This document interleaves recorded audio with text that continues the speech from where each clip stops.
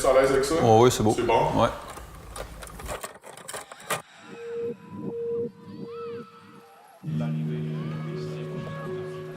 Chef La Tanière depuis peu. Juste avant, j'ai été chef à Légende.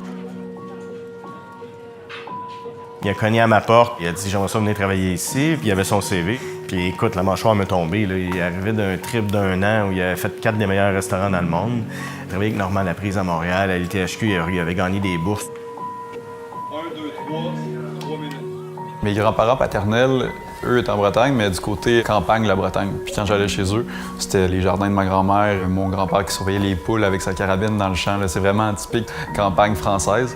Puis en fait, c'est quand j'ai commencé à découvrir qu'il y avait des légumes différents que ce qu'on trouvait à l'épicerie, qu'il y en avait mais des variétés incroyables.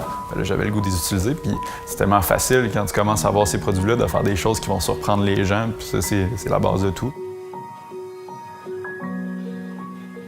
Ce que j'aime, c'est vraiment de créer ces projets-là, de les mettre en place, puis de m'entourer de gens qui sont encore plus compétents que moi pour faire ce qu'ils ont à faire. Puis je pense que jusqu'à maintenant, on arrive à des très, très bons résultats. Là. Berge de Kamouraska, forêt du lac Saint-Jean. C'est saumon avec rose sauvage puis oignon vert. On prend la même crème fraîche qu'on barate pour faire le beurre. C'est une fun à tremper. Charles, tiens-toi, Charles. En ce moment, il y a un peu de lièvre dedans. Le tartare de truite a été mariné à l'épinette. On va essayer d'avoir des foies blonds. Puis on pourrait faire une progression de cocktail. Tu la joues sur la rose, sur la florale. Je vais penser à l'églantier. Voilà. Puis on va chercher un autre corps de saveur en place. Un peu avec la noisette, la betterave noire.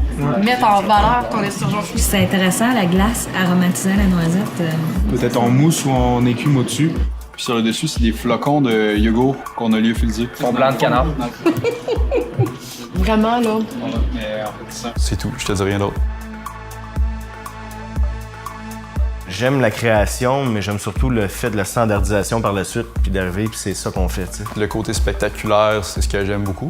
Puis Fred, il a des bonnes idées par rapport à ça. C'est drôle, hein, qu'on ait eu cette étiquette-là de la cuisine moléculaire, parce que d'un, ça veut rien dire. La cuisine moléculaire, c'est que les gens comprenaient pas ce qu'on faisait. On était les premiers à faire plein de nouvelles techniques, puis on s'est donné les moyens d'avoir les équipements que les autres restaurants avaient pas.